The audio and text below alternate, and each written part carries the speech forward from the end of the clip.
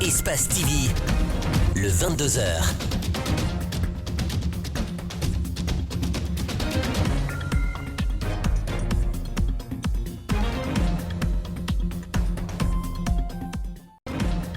Vous êtes nombreux à attendre ce moment. Merci de votre fidélité au programme d'Espace TV. Bonsoir. Au sommaire de ce 22h, le Front National pour la Défense de la Constitution FNDC serait-il dans le viseur du colonel Mamadi Doumbouya? Des spéculations qui méritent vérification. Le chargé de communication du FNDC éclaire nos religions. Des blessés et des dégâts matériels importants. Triste bilan d'une manifestation cet après-midi à Bessia, à l'origine d'une altercation autour d'une concession. Dans l'angle de ce mardi, nous parlons santé. Avoir du sang pour sauver votre vie ou celle d'un proche, il faut se lever de sitôt. Tout un parcours de combattants. Informés, nos reporters Alceni Bari et Kierno Sadouba se sont rendus au service de pédiatrie de Donka où ils ont rencontré les gardes-malades et les patients pour toucher du doigt cette réalité. C'était là le menu de ce 22h. Dans un instant, le développement. Bienvenue à tous. C'est un sujet qui est presque sur toutes les lèvres depuis lundi 20 décembre. Le Front National pour la Défense de la Constitution FNDC serait-il dans le viseur du colonel Mamadi Doumbouya, à qui il a pourtant promis soutien et accompagnement? Des spéculations persistantes indiquent que des manœuvres seraient en cours dans l'entourage de Mamadi Doumbouya pour déstabiliser le mouvement anti-troisième mandat. Le chargé de la communication du FNDC est intervenu sur le sujet pour taire les spéculations. Mohamed Valek Touré et Ibrahim Souri Kamara. Contrairement aux rumeurs qui envahissent la toile ces derniers temps concernant la dissolution du FNDC par le CNRD, le Front National pour la Défense de la Constitution, de par sa cellule de communication, réaffirme son engagement à collaborer et à accompagner le CNRD dans sa période de transition. So est membre de cette structure. De par la voix de ses aînés, il veut taire les spéculations. Un certain entourage du colonel Mamadou Doumbouya qui peut-être ne sont pas forcément dans son esprit. Parce que vous savez que de telles aventures est contraire même à la charte de la transition qui donne ces possibilités de mouvement et d'association. Et d'ailleurs, le FNDC, vous savez, toute l'histoire qui est autour du FNDC, c'est une entité qui porte l'aspiration. La presse a relayé un projet de dissolution du FNDC par le CNRD.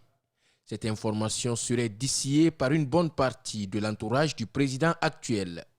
Dans certains passages, il est mentionné que la haine revancharde d'une partie de l'entourage du président du CNRD contre le FNDC a un objectif d'ordre moral. Pendant que ces antivaleurs soutiennent la nomination des promoteurs du troisième mandat à de hautes fonctions, ils tentent de déstabiliser, voire punir le FNDC. L'aspiration même du CNRD même, c'est de ramener le pays à l'ordre constitutionnel normal pour que la Guinée soit un pays démocratique et vertueux. Et nous pensons que ça a toujours été le combat du FNDC, ça a toujours été le combat du peuple de Guinée. La cellule de communication rappelle que le FNDC, qui a résisté à la férocité de la dictature d'Alpha Condé, est le même face à ceux qui veulent fabriquer des ennemis contre le CNRD et l'échec de la transition. La classe politique guinéenne se sent-elle exclue du processus de transition? En tout cas, un groupe important de partis politiques vient d'adresser un mémorandum au CNRD pour l'exhorter à instaurer un cadre de dialogue avec l'ensemble des partis politiques afin de concilier les avis pour une transition inclusive et apaisée. Nos reporters André Mossier Milimono et Aboubakar Keke Bangoura l'ont rencontré. L'initiateur de la plateforme suivait leur reportage. Ils sont plusieurs partis politiques à vouloir demander l'instauration d'un cadre de dialogue avec le CNRD. Selon l'initiateur de la plateforme, il ne s'agit pas d'une exclusion des partis politiques dans le processus en cours, mais l'objectif visé est de parvenir à une transition inclusive. Dans une transition apaisée, les différents acteurs doivent pouvoir se concerter. Et nous avons d'ailleurs parlé de l'ouverture de ce forum de discussion à la société civile pour que ce soit en fait ce que nous avons appelé en 2010 les forces vives de la nation. Lors d'une rencontre tenue hier entre partis politiques, un mémorandum a été adressé au CNRD. La classe politique recommande un espace de concertation avec le gouvernement en vue d'échanger de manière régulière sur les questions portant sur la bonne marche de la transition. Le temps est maintenant opportun. Ils sont en phase critique puisque les organes de la transition ne sont pas encore bouclés. Il reste encore à mettre en place le CNT. Nous pensons, avant qu'on ne passe aux questions de fond, que ce cadre formel, cette passerelle existe et qui permettrait justement aux acteurs politiques d'avoir leur mot à dire dans le cadre de cette transition. Dr Ousmane Doré exclut tout bras de fer entre acteurs politiques et CNRD. Il souhaite que d'autres leaders rejoignent la plateforme pour éviter toute division. Ceux qui veulent arriver, rentrer dans le train, rentreront. Nous avons à chaque réunion, y compris celle d'hier, nous avons eu de nouveaux adhérents. La coalition, l'intercoalition qui s'est dit être composée de 5 coalitions, aujourd'hui 3 de ces coalitions sont venues autour de la table. Donc nous allons, la marche continue, et nous n'excluons personne. Notre interlocuteur fonde l'espoir que le CNRD répondra favorablement à leurs requêtes en mettant en place un cadre de dialogue dans les jours à venir. Passation de service ce mardi à la direction générale de la pharmacie centrale de Guinée. Le directeur général sortant, Dr Moussa Konaté, passe la main à son ancien adjoint qui lui succède, Labila Sagno. La cérémonie a été présidée par la chef de cabinet du ministère de la Santé et de l'Hygiène publique, représentante du ministre de la Santé, Justin Leno, Ibrahim Souma. Dr Moussa Konaté quitte la direction générale de la pharmacie centrale de Guinée. À la passation des services, son bilan a été vivement apprécié par ses désormais ex-collaborateurs. Je voudrais citer entre autres le rajeunissement du personnel de la pharmacie centrale de Guinée, la promotion des jeunes et des femmes à des postes de responsabilité qui ne sont pas à démontrer. La pharmacie centrale de Guinée a pour mission l'approvisionnement des médicaments de qualité aux populations. Et justement, dans cette initiative, le désormais ancien directeur général revient sur les acquis obtenus à la tête de la PCG. Une autre mission de la pharmacie centrale de Guinée a été son implication dans la réponse aux différentes crises sanitaires que notre pays a connues. Labila Sagno, précédemment directeur général adjoint de la PCG, prend à compter d'aujourd'hui les commandes de l'institution. À ces postes, il s'engage à respecter les missions qui lui seront assignées. Avec vous, mes chers collègues, nous relèverons le défi qui est celui de rendre disponibles et accessibles les médicaments de qualité à la population guinéenne. La chef de cabinet du ministère de la Santé et de l'Hygiène publique, représentante du ministre de la Santé, a présidé la cérémonie. Je voudrais, monsieur le directeur général entrant, vous souhaiter plein de succès dans vos nouvelles fonctions et vous rassurer de notre entière disponibilité pour toutes les sollicitations éventuelles. Le directeur général sortant de la PCG a été nommé par décret présidentiel en 2010 par l'ancien président Alpha Condé. Dr Moussa Konaté a dirigé la pharmacie centrale de Guinée de 2010 à 2021. Après l'installation du professeur Amara Traoré dans ses fonctions de directeur général de l'Agence nationale de sécurité sanitaire, c'est son directeur général adjoint, Dr Enogo Koivogi, qui a été installé ce mardi en remplacement de Dr Bounayata Saï. Le nouveau directeur promet de mériter la confiance des autorités de transition et de s'employer à éradiquer le virus de Covid-19 qui continue de décimer des centaines de morts à travers le monde. Les propos sont recueillis par Ali Badara Kamara et Djibril Kaba Kamara. À la nouvelle équipe de gestion et à l'ensemble du personnel, permettez-moi de rappeler que l'ANSS est en plein essor. Elle l'a prouvé à travers la gestion efficace des dernières épidémies. Vous avez été témoins. Nous vous la transmettons toute forte et toute puissante pour qu'elle devienne encore plus rayonnante au service des populations guinéennes. J'espère, avec mes connaissances techniques en épidémiologie de terrain à travers le programme FTP, qui est géré par l'ANSS, et mon expérience sur le terrain dans la gestion des épidémies, vous seront utiles dans la grande responsabilité de leader de riposte contre toutes les épidémies. Cette passation de service intervient, il faut le dire, au lendemain du lancement à Koya des opérations de vaccination par le président de la République, comme instruit par le colonel Mamadi Doumbouya et les autorités sanitaires. Les équipes vaccinales s'activent inlassablement. À Matoto, plusieurs sites fixes ont été réactivés pour toucher au plus vite le maximum des candidats à la vaccination à l'espace de 2 semaines. Ali Badara Kamara et Djibril Kaba Kamara ont suivi les agents vaccinateurs. Ils sont nombreux à être redéployés sur les sites de vaccination ce mardi matin. À Matoto, la direction communale de la santé a déployé 42 équipes de vaccination avec 10 500 doses composées de plusieurs types de vaccins. On a 42 équipes, on est en train de réaménager les équipes. Ensuite, on a convoqué les chefs d'équipe pour venir chercher les vaccins et les intrants par rapport à la vaccination, puisque le lancement s'est fait hier en présence du président de la République qui a intimé à tout le monde cette vaccination-là. Dans les quartiers, les équipes vaccinales sont accompagnées par des conseils des quartiers. Seule difficulté, certaines équipes sont refusées dans quelques établissements d'enseignement public et privé par manque d'ordre de mission et fiches de consentement des parents d'élèves. Il faut aller d'abord vers les autorités avec l'ordre de mission que tes chefs te remettent, que mes chefs apposent leur signature sur l'ordre de mission afin que tu puisses faire ton travail. Et après qu'ils émettent les fiches que nous donnons aux enfants pour aller, que les parents lisent, qu'ils comprennent, qu'ils apposent aussi leur signature pour dire qu'ils sont prêts ou bien qu'ils veulent que les enfants soient vaccinés. Contrairement au collège Rajaï Chaba, ce complexe scolaire a reçu les agents vaccinateurs. Ici, les enfants dont l'âge varie entre 12 à 16 ans ont bénéficié de leur première dose de Pfizer. J'ai senti la douleur un peu. C'est mal, c'est pas encore mal. Cette campagne de vaccination va durer 2 semaines et sera suivie d'une autre qui sera lancée à l'intérieur du pays. Plusieurs cadres sont appelés à faire valoir leur droit à la retraite le 31 décembre 2021 à la direction de la Société des eaux de Guinée. C'est une tradition. Une cérémonie de remise de satisfecit est organisée pour chaque départ en guise de reconnaissance. La dernière, vous allez le voir, a été chargée d'émotions. Justin Lino.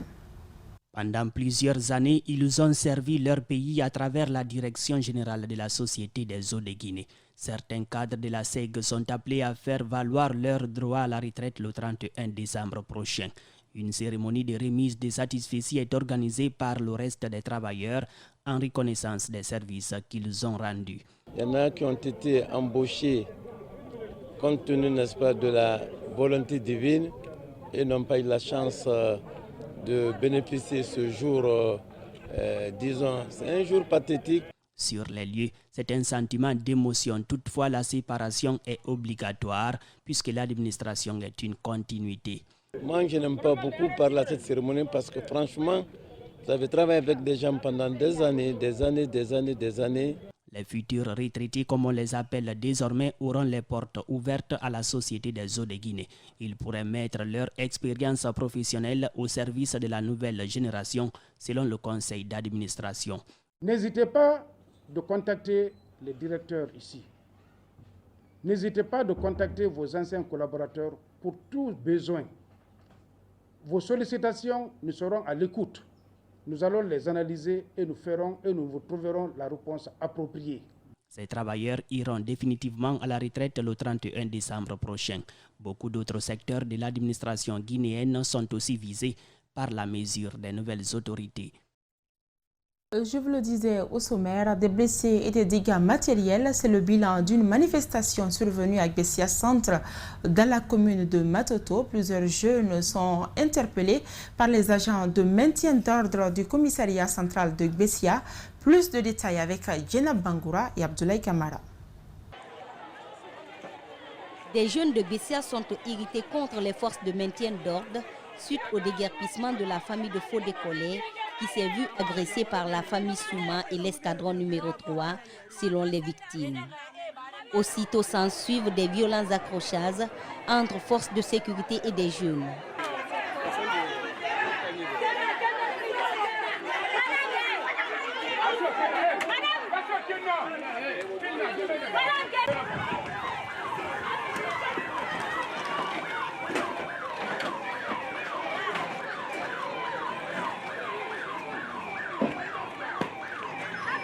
Plusieurs blessés sont enregistrés côté manifestants.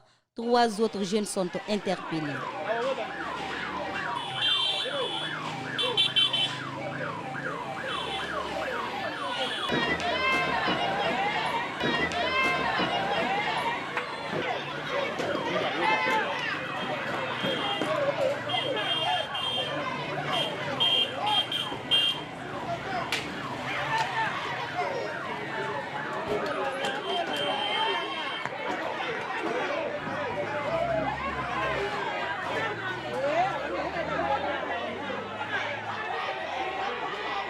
C'est un conflit domanial qui date de plusieurs années.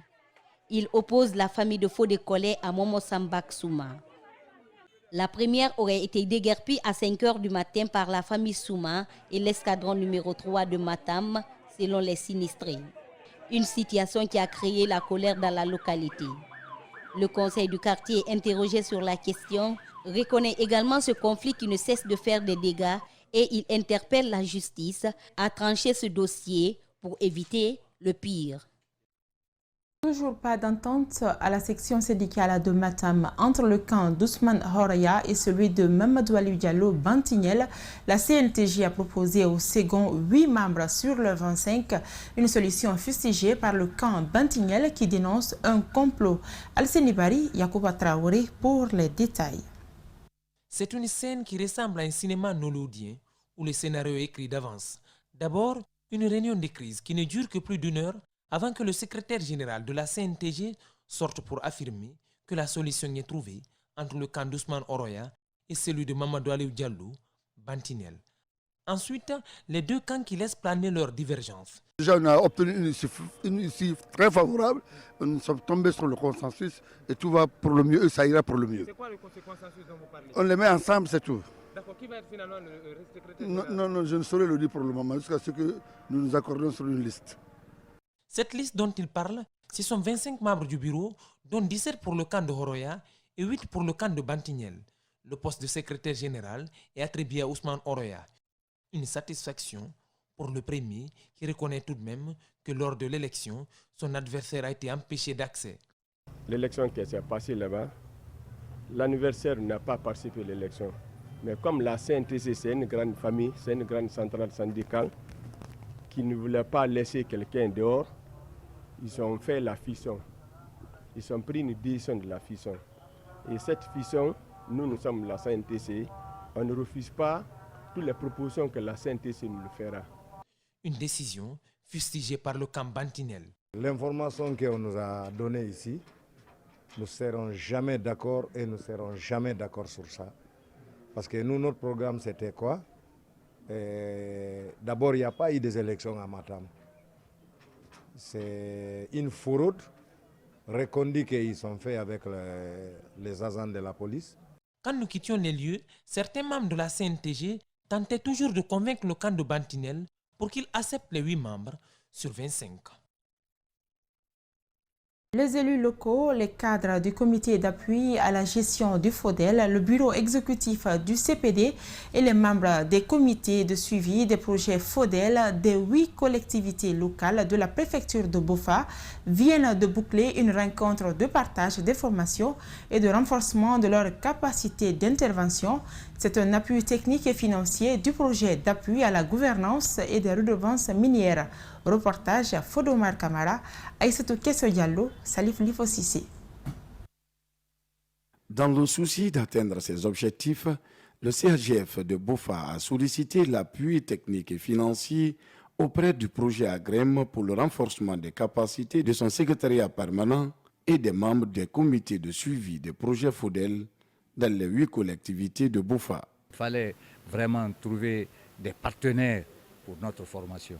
C'est ainsi que moi je me suis tourné vers AGREM. C'est ainsi que AGREM est venu pour nous appuyer pour la formation. Pour une meilleure gestion efficace et efficiente des projets de développement local, les différents acteurs impliqués dans le processus doivent respecter et de faire respecter les procédures de gestion administrative, financière et comptable à tous les niveaux. Il s'agit, entre autres, de renforcer leurs capacités dans le cadre de la formation des membres du comité de suivi des projets FODEL dans les 8 collectivités locales de Bofa, mais aussi leur donner l'occasion de partager les résultats qu'ils ont aujourd'hui depuis leur installation jusqu'au mois de novembre passé. Les participants ont désormais une meilleure connaissance sur les modalités de fonctionnement et de gestion du Fonds de développement économique local, la planification et la gestion des projets communaux. Je suis très satisfaite du fait que je connais maintenant ce que c'est le FODEL, ce que c'est le comité d'appui, ce que c'est le service permanent. La formation que je reçois à partir de AGREM, ça me fait ouvrir la porte sur la compréhension du FODEL. Le secrétariat permanent dispose désormais d'un appareil GPS pour faciliter l'élaboration de la cartographie des investissements sur l'ensemble des collectivités locales de Bofa. Elle est considérée comme la maman Africa après feu Myriam Makeba. Elle a fait le tour du monde à travers la musique qu'elle sait bien faire depuis son jeune âge. Même si elle s'est retrouvée au sommet de la pyramide musicale, il faut dire que le parcours d'Aïcha Koné n'a pas été facile. Après donc 50 ans de riche carrière, elle s'apprête à travers un album à dire merci au peuple de Guinée et d'Afrique. Ismaël Nabé et Alex Silla l'ont interrogé.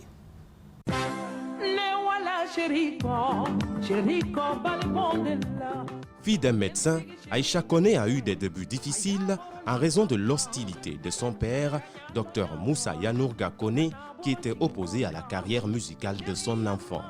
Aïcha débute véritablement sa carrière musicale au sein de l'orchestre de la radio-télévision ivoirienne où elle est engagée comme choriste sous la direction entre autres de Bonkana Maïga. J'étais choriste au sein de l'orchestre de la RTI, la télévision ivoirienne, qui avait été dirigé par M. Bonkana Maïga et Manu Dibango. Voilà, c'est comme ça que j'ai fait mes premières armes. Et puis bon. Inspirée dès son jeune âge par la panafricaniste Myriam Makeba, Aïcha Koné est confiée à celle-ci par feu Ahmed Sékou Touré. L'objectif était de préparer la future Maman Africa, rappelle l'artiste. Quand il m'a reçu, il m'a donné ses encouragements et il m'a dit que je peux faire bonne carrière avec assez de persévérance, de courage. Bon, ça a été quand même quelque chose qui m'a donné assez de baume au cœur pour commencer. Au cours de sa longue et riche carrière, Aïcha Koné a bénéficié de plusieurs distinctions en Afrique et dans le monde. Pour donc remercier son public, l'album Merci sera dédicacé au mois de mars prochain en Guinée. Cet album Merci vient compléter à 21 le nombre d'opus de la Maman Africa. Le journal se poursuit, à présent notre angle.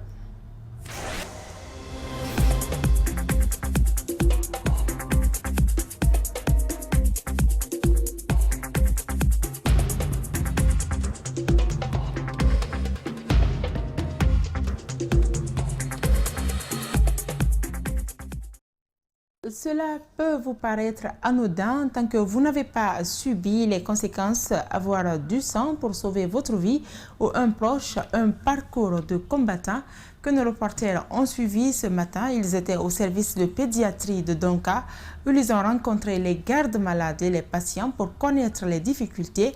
Ils ne se sont pas limités là, ils se sont rendus au centre de transfusion sanguine. Alcini Bari, Tcherno Sadouba signe ce reportage au compte du grand angle de ce mardi. Donner son sang, c'est sauver une vie.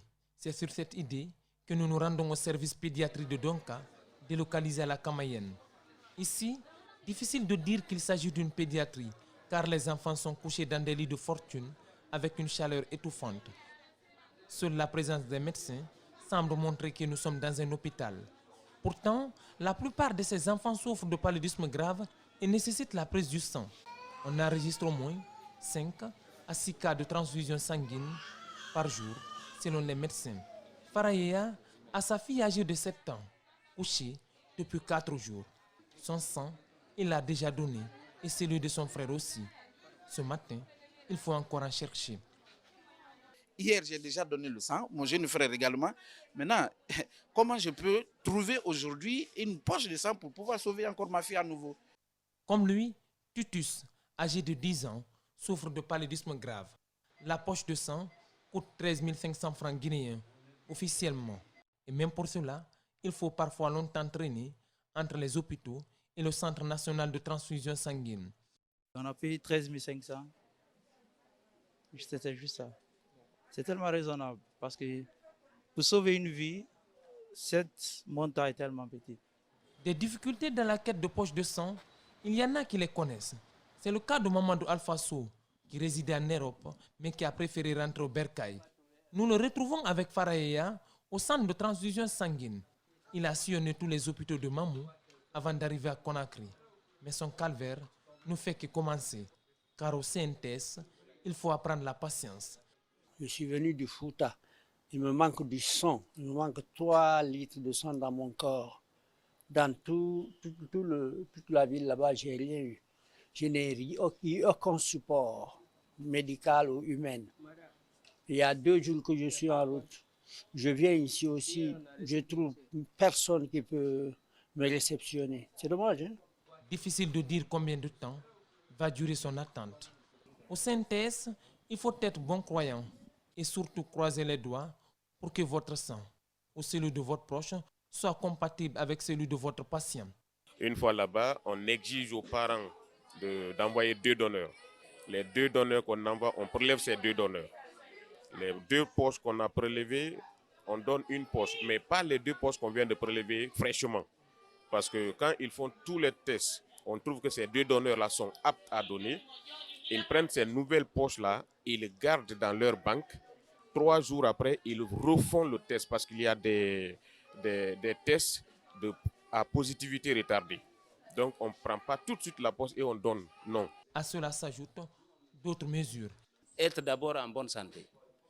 Ensuite, il faut avoir un poids supérieur ou égal à 50 kg. Et le 3e critère, il faut avoir l'âge de 18 à 60 ans. La question qui taraude les esprits, c'est de savoir à quoi servent les 13 500 francs guinéens que les patients payent pour la transfusion sanguine. Les gens confondent le recouvrement que nous demandons généralement aux parents et le prix du sang. Et ce que nous collectons pour subvenir à certains besoins du service, tels que pour l'entretien et pour les primes du personnel. Si sauver des vies est un métier noble, parfois il devient un calvaire pour les médecins devant le laxisme des gardes malades. Le sang, on ne paye pas. Si le sang se payait, ça serait à Madina aujourd'hui.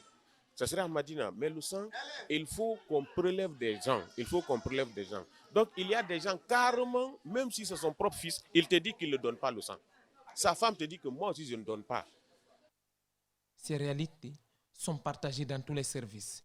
S'il y a une structure qui a de plus besoin du sang, c'est l'unité de soins, de formation et de recherche qui s'occupe de la prise en charge des patients atteints de VIH se trouvant dans un état grave. Pour alimenter le service, il faut 60 poches de sang par mois.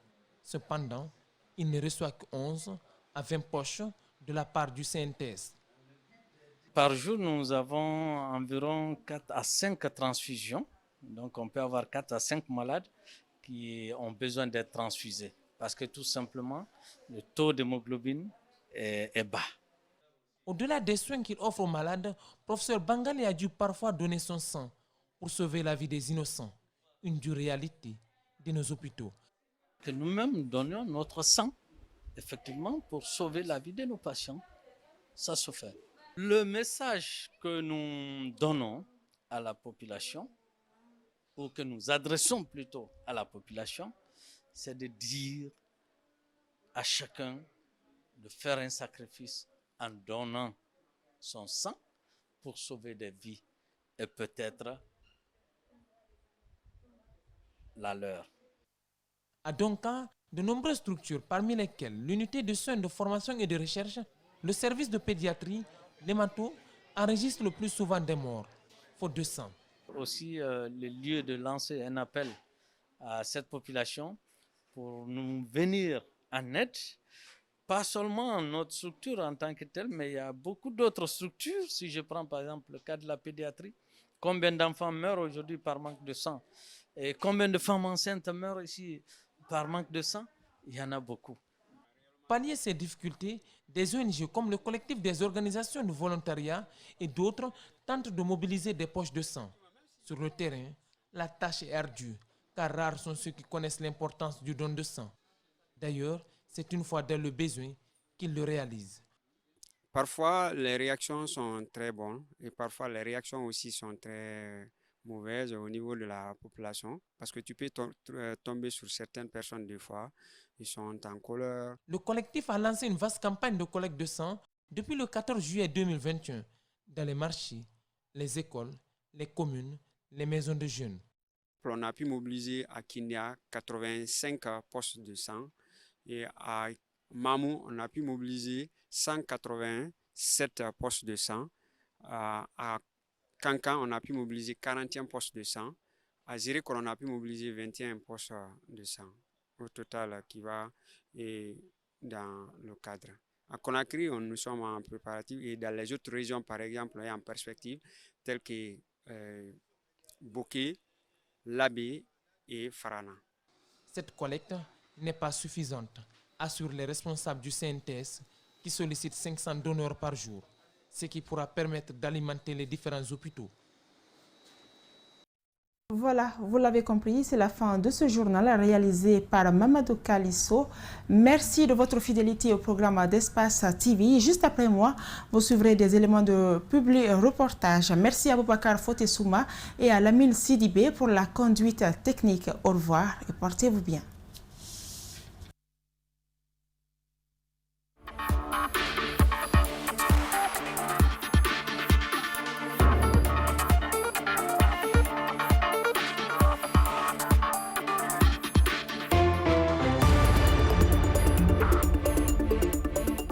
Ils étaient une trentaine d'invités à prendre part ce 18 décembre à la célébration de la Journée internationale des migrants. Habituellement, l'OIM Guinée tient la journée à Mamou. Cette année, elle a été délocalisée à Puta pour des raisons bien particulières. Nous avons une base de données où nous enregistrons les retournés que nous assistons. Nous constatons que plus de la moitié des femmes qui rentrent, que nous avons assistées dans la région de Mamou, sont de la préfecture de Puta. Nous avons souhaité venir organiser cette journée ici pour échanger avec elles, échanger avec tout le monde sur les causes réelles de ce départ. Et aussi rappeler qu'il y a des opportunités qui existent localement et qui puissent aider les jeunes à entreprendre quelque chose et s'en sortir. Pour sauver son foyer, Maria Madalanda Diallo a pris la route pour rejoindre son mari bloqué en Algérie. Elle a connu tous les calvaires du monde avant de rentrer au pays. Les passeurs nous ont bastonnés jusqu'à ce que j'ai eu un avortement. J'ai été conduite dans un hôpital à Gao. Ils m'ont pris en charge. Ils m'ont mis en rapport avec l'OIM qui a organisé mon retour volontaire parce que nous avons vraiment souffert en cours de route. À travers des dialogues communautaires, des témoignages, des projections de films, l'un intitulé Une vie incertaine et l'autre au milieu de l'océan, ont suscité l'émotion et la prise de conscience chez les invités. Le retour qu'on a, c'est qu'on a touché à la sensibilité de tout ce qui était là. Nous avons vu une femme larmoyée. Bien que ce soit de la fiction, ce film, c'est vrai, il représente une réalité, mais c'est de la fiction. Il y a une femme qui a larmoyé dedans. Nous avons compris que le message est passé, vu qu'il y a eu une série de témoignages, soit des retournés, qui ont dit se reconnaître dans ce film à travers certains passages. Le film a exhibé des réalités qu'eux, ils ont vécues. Des jeunes retournés au pays à travers l'OIM, après des périples difficiles, deviennent des sensibilisateurs sur les risques liés à ces voyages incertains.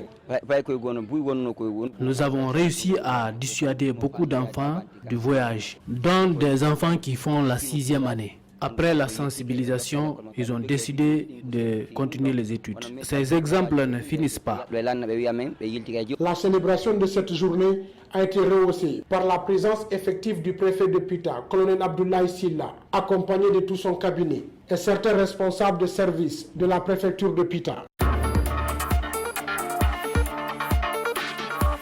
Pendant 3 jours, les représentants du système des Nations Unies, ceux des ministères de la Communication et de la Promotion féminine, de l'enfance et des personnes vulnérables se sont mis ensemble pour réunir des jeunes créateurs afin de réfléchir sur la mise au point d'une application devant permettre de sensibiliser, répondre et parvenir sur les violences basées sur le genre et l'inclusion des personnes handicapées.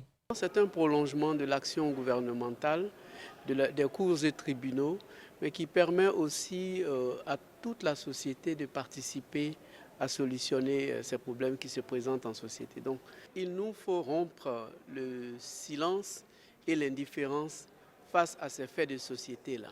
Il faut donc une appropriation, que tout le monde puisse y participer. Des solutions ont été présentées. Certaines bénéficieront d'accompagnement en termes de formation et de matériel informatique. La jeunesse, c'est de trouver des solutions, comme je l'ai dit, face à ces différentes problématiques. C'est des solutions que nous mettons en place pour aider des personnes qui sont confrontées à ces violences et des personnes qui vivent avec le handicap. Donc nous mettons à disposition des solutions pour les faciliter la vie. Les jeunes nous ont présenté 6 solutions. De ces 6-là, il y a 3 qui seront retenues. La solution Lambé de Fatmata Dioubate a retenu l'attention. Notre application a pour le nom d'abord Lambé. Lambé, c'est un nom malinqué qui dit la dignité de la femme. Et notre application a pour fonction l'alerte avant, après et aussi dans les lieux susceptibles d'être dangereux pour les personnes. Le défi pour l'édition 2022 sera de faire participer des jeunes de l'intérieur du pays.